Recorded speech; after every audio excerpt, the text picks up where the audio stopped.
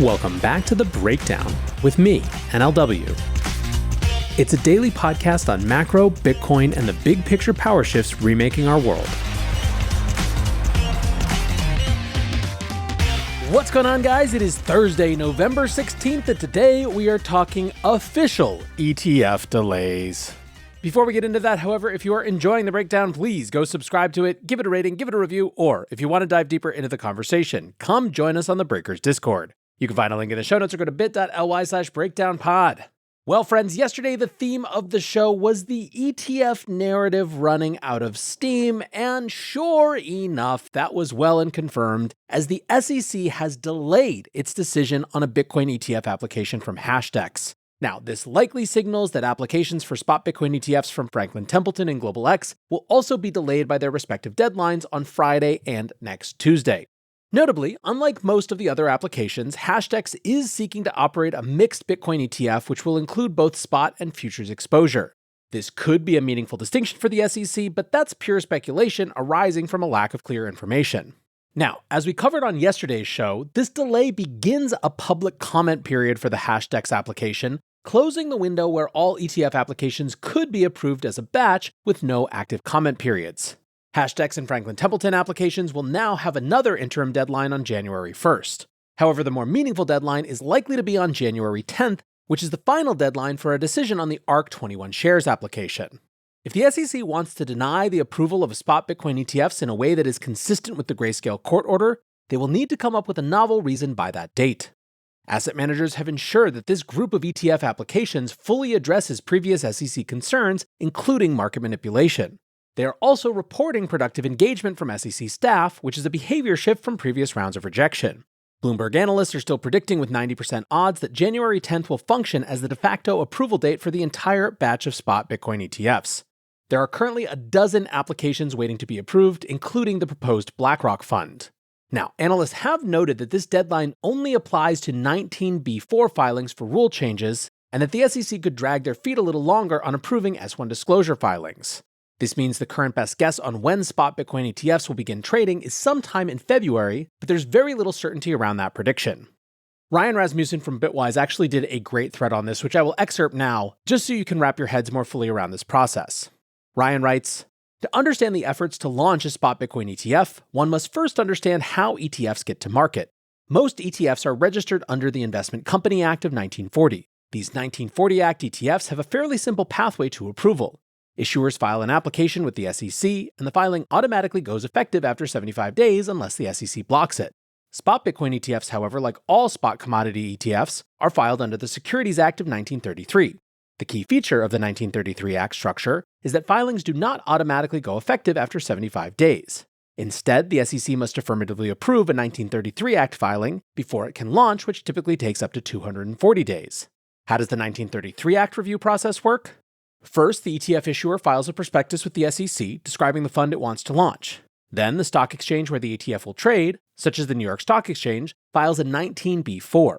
The 19B4 filing is a petition to the SEC to allow the ETF to list and trade on the exchange. Up to 15 days after the 19B4 is submitted to the SEC, the filing is published to the Federal Register, the US government's official record of government actions. From that moment, the SEC has up to 240 days to approve or reject it. It's worth noting that a filing's progression from one stage to another does not imply that it has an increased likelihood of approval. Therefore, when the SEC extends its review, it should not be read in a positive or negative light. It's just part of the process. Now, interestingly, we're starting to see a little bit of a tone shift, whereas for most of the last few months after grayscale, the question of a spot Bitcoin ETF has been more of a when than an if, and there are some who are breaking away from that. During a TV appearance on Monday, Shark Tank's Kevin O'Leary, of course a former FTX endorser as well, said he doesn't expect approvals for another 18 months. He said there's not going to be any Bitcoin ETF until there is an exchange that is compliant with the SEC. Now, of course, this group of ETFs leans on Coinbase as a compliance partner for market surveillance. However, with that exchange currently embroiled in litigation with the SEC, like it or not, there could be some logic to O'Leary's thought, although like I said, it's far from the consensus opinion. Bloomberg senior ETF analyst Eric Balkunas is keeping an eye on public statements from the SEC for any clues about their current thinking. Last week, SEC Chair Gary Gensler released a video discussing the role of the Division of Corporate Finance. This is the division which has been working with ETF applicants to polish up their risk disclosures. Gensler focused on the SEC's mandate as a disclosure-based regulator which is not concerned with judging the merit of an investment. This was viewed as similar to communications from the SEC just prior to the launch of Bitcoin futures ETFs, effectively functioning as a disclaimer, and implying that the SEC doesn't necessarily endorse Bitcoin as a sound investment, but reminding the public that the regulator has no role in making those kinds of determinations. On Wednesday, Gensler released another episode talking through the role of the Division of Investment Management. He explained that the division makes recommendations to the Commission on updates to the, quote, rules of the road given rapidly evolving technology and business models. This could be a reference to controversial regulations being considered regarding crypto custody and the use of AI in financial advising. Balkunis is looking out for the next episode, which might cover the other division involved in decision-making on the Bitcoin ETFs.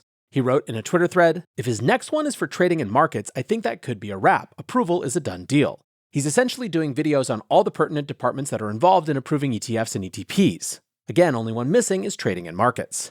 Now, fascinatingly, given that crypto markets had seemed to go down on the waning of the ETF narrative, they seemed to roar back to life on Wednesday, with Bitcoin capturing a new 18-month high just shy of 38,000. Wednesday's Bitcoin price action saw a slow build-up in the morning, moving into a rapid short squeeze of 2.2% at 1 p.m. Price cooled slightly into the evening coming off the highs, but closed out with a still significant 5% gain for the day. Ethereum trailed slightly, putting in a 3.5% gain and recapturing the psychologically important $2,000 level. Interestingly, Bitcoin did not allow news of an ETF delay to ruin its day. The gap down was filled within 15 minutes and the uptrend continued intact. With Bitcoin trading above 35,000 for a week, we are now firmly above the highway mark back up to all-time highs. Charlie Morris, founder of advisory firm ByteTree, said, "Bitcoin's trend is not only strong in dollars, but strong against other key assets. This is important for institutional adoption because they don't buy alternative assets unless there's a little extra return." Now, staying on market performance for just a moment, Solana continues to be perhaps the most startling outperformer of this rally. After shrugging off fears of the FTX liquidation and hand-wringing about the lack of on-chain use, Wednesday ended with Solana up 15%, adding gains which have seen token price more than double over the past month. Trading volumes have also increased significantly, going up by 70% since the start of November. There has been no obvious major catalyst other than the removal of concerns, and this has apparently given traders the confidence to step back in and put a relentless bid under Solana. Today's episode is brought to you by Kraken. For far too long, the whole financial system has been standing still, too slow, only on for certain hours, overly designed for some types of people, but not for others. Crypto, at its best, represents progress. It asks the question, what if? It invites people in instead of leaving them out. It's on 24/7, 365, and moves at the speed of real life. Not everyone believes it. We've got our fair share of detractors, but that's the way it always is when you're building something new. Kraken is a crypto company that has been through the highs and lows of the industry, facing forwards towards progress throughout. And now they're inviting us to see what crypto can be. Learn more at kraken.com/thebreakdown. Disclaimer, not investment advice. Crypto trading involves risk of loss. Cryptocurrency services are provided to U.S. and U.S. territory customers by Payward Ventures Inc., PVI, DBA, Kraken. On-chain analysts keeping track of the FTX estate sales have formed the opinion that the liquidation is over. It's a little hard to be certain because some tokens were deposited into exchanges in order to transact, but the thing we can be sure about is that FTX wallets have been emptied out. Over $280 million in Solana has been transferred out of FTX wallets over the past few weeks, alongside more than $150 million in other assets. That's the entirety of unlocked Solana, which was held by the FTX estate.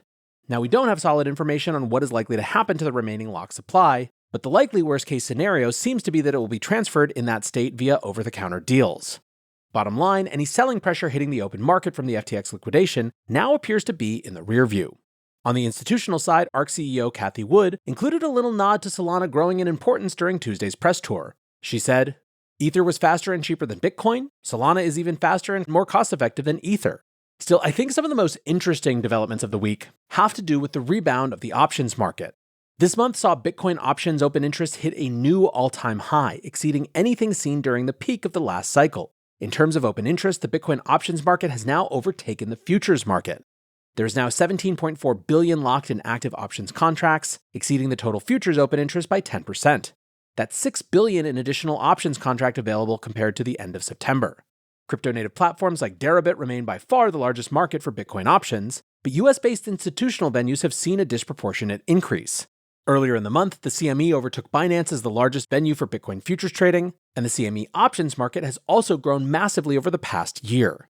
Open interest is now 3 times larger than anything seen prior to this year. Luke Stryers, the CCO at Deribit, said, "The surpassing of BTC options open interest over futures OI is a clear sign of the market maturing. This shift indicates a growing preference for options as tools for strategic positioning, hedging, or access to the recent rise of implied volatility, reflecting the market's evolving sophistication." End quote. Now, speaking of institutions and maturity, a new report from K33 highlighted strong institutional demand for crypto. Assets under management for Bitcoin exchange-traded products have hit an all-time high on the back of continuous strong inflows. The CME continues to hold on to the top spot for futures open interest, commanding a 25% market share, and the report noted that Ether futures are trading for a premium compared to Bitcoin futures for the first time since August, driven by excitement surrounding BlackRock's Spot Ethereum ETF filing. The report said, "Odds for Ether Spot ETF approvals are slightly worse than Bitcoin Spot ETFs due to technical nuances related to Grayscale's SEC lawsuit. Nonetheless, CME premiums and burgeoning activity represent a solid market signal, favoring continued relative strength in Ether." In the scenario that this week passes without the SEC approval of spot Bitcoin ETFs, analysts wrote, "Momentum might slow in the crypto markets as there would likely be multiple weeks to wait for significant news related to the ETFs. Still, traders on the CME have retained a bullish stance, with premiums on both Bitcoin and Ethereum futures running above a 15% annualized rate for the past 3 weeks. Indeed, we are now firmly in the season for bullish predictions, and Marcus Thelian, the research head at Matrixport, has recently written that Bitcoin will reach 40,000 if not even 45,000 by year's end. He supported this prediction by citing options market positioning and a dovish outlook at the Federal Reserve, which seems likely to have reached the end of its rate hiking cycle. He noted that traders piling into bullish options bets has left market makers exposed to higher prices. As market makers have to take the opposing side to clients' trades, they can be forced to buy spot Bitcoin to hedge their positions as prices rise. Thelian wrote, "We have 2 colossal options expiries on November 24th and December 29th, with 3.7 billion and 5.4 billion open interest outstanding. There are 85% more calls outstanding than puts, with the 40,000 strikes having the most significant open interest. The closer we get to 40,000, the more people will have to buy Bitcoin to hedge themselves." He added, "There will be a broad interest in pushing prices to this $40,000 level. The odds are high that we reach this level." A couple more small bullish stories to round this out. Commerzbank, which is the 4th largest bank in Germany, has been granted a crypto custody license. According to the announcement, the license will allow the bank to offer a broad range of digital asset services, with, as they put it, particular emphasis on crypto assets. Commerzbank says this makes them the first full-service bank in Germany to obtain the license. Over the course of this year, digital asset custody services have been announced by larger German rivals Deutsche Bank and DZ Bank. Those two are focused on tokenizing securities, however, having not yet obtained the appropriate licensing for crypto assets. Commerzbank's chief operating officer, Dr. Jorge Olivieri de Castillo Schultz, said, "Now that we have been granted the license, we have achieved an important milestone. This highlights our ongoing commitment to applying the latest technologies and innovations, and it forms the foundation for supporting our customers in the areas of digital assets." Over in startup land, asset tokenization firm Superstate has raised $14 million in venture funding to continue their work on regulated on-chain funds accessible to U.S. investors. The funding round was led by CoinFund and Distributed Global, with a laundry list of crypto venture firms participating. Superstate will use the funding to build out its offering of private funds for institutional investors, and crafting a framework to eventually launch public funds. Earlier this year, Superstate filed to create a fund holding short-term U.S. government bonds, similar to a money market fund. The regulatory workaround to bring the fund on-chain was to use a dual system of record-keeping for share ownership. According to the prospectus, share transactions would be recorded in the traditional asset system, with Ethereum being used as a secondary record keeper. The idea was to transition to using blockchains as the primary ledger for shared ownership over time as regulations permit. Robert Leshner, the founder of Superstate and of course of Compound, said in a press release, "The first-generation tokenized funds fall short. They either function within private blockchains or exist in offshore entities, removing access for US investors." So I think you can see, although this is a startup, it is very clearly on this institutional theme that is driving so much attention right now. Anyways, guys, that is the story from here. It seems we are unlikely to get that mass bunch of approvals that I, for one, didn't really think was going to happen. But more or less, it's on to the next thing, and the bullishness remains. And so until next time, be safe and take care of each other. Peace